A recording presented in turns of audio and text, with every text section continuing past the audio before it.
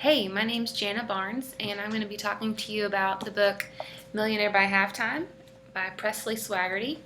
Specifically, chapter 4, where he talks about getting out of your comfort zone.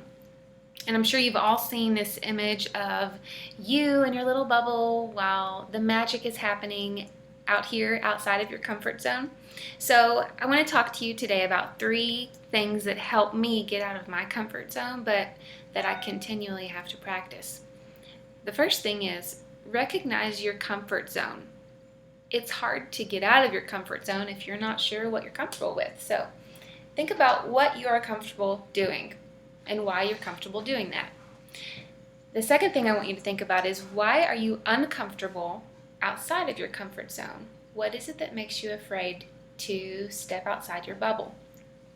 Is it the fear of being rejected? Is it the fear of not knowing enough? Is it the fear of commitment? You don't think you can work that hard for that long to achieve what you want to do? I think the key word in all of those phrases is fear. And the opposite of fear is courage. And I love how Swagerty says courage is being afraid and doing it anyway. So the third thing to help us get outside of our comfort zones that we can do is to practice. Swagerty says the more I did it, meaning anything, the more he did it, the easier it became. And it's not easy to start doing things that are uncomfortable, but it's worth it because the more you do it, the better you'll get at it, and it'll just become second nature to you, like tying your shoes. So if you are afraid to talk to strangers, practice doing that with your friends or your husband. Just think of a situation that could potentially be awkward and then practice so that whenever the situation does come up, you'll be ready to go. And if you maybe fumble through your words when you're trying to talk to people, perfect your elevator speech. Your elevator speech, meaning what you do in a succinct, clear, maybe 30 seconds of time. So make that great. And then if you're not sure if you're going to know enough, if someone may ask you a question, people may ask you questions that you may not know, and you can just say, hey, I would love to look that up and I'll get back to you. But do your research and know what you're talking about because these products have worked on so many people and we need to share them with others so that they can feel great too.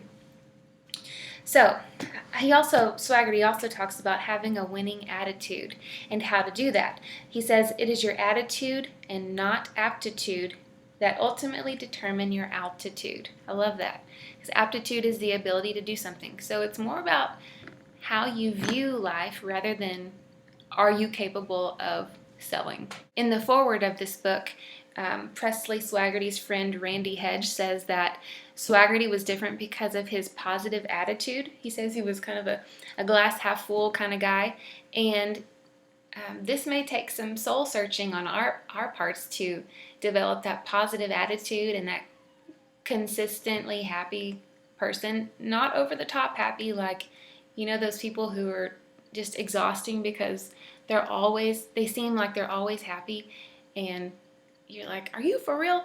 But it doesn't have to be exhausting. But Swagerty says, a winning attitude is based on faith that life is inherently awesome and belief that with perseverance you will ultimately reach your dreams. So charge your fears head on. When you want to quit, everyone is watching.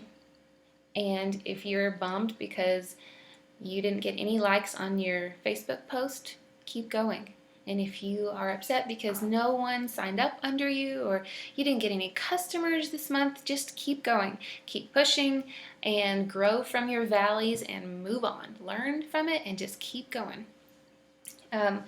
Staying positive the whole time. And I love the last paragraph that he talks about in this book. He said, the real secret to escaping your comfort zone is your why. Meaning, what are you doing this for? Do you have huge dreams that you want to achieve? He says if you have a dream and you are excited about where you're going, you'll pay the price, meaning you'll learn how to get out of your comfort zone if it's worth it to you. So I'll leave you with this. I used to be a classroom teacher and I'd tell my kids, if you can believe, you can achieve. So I'm going to leave you with that. I want you to get out of your comfort zones and make that magic happen.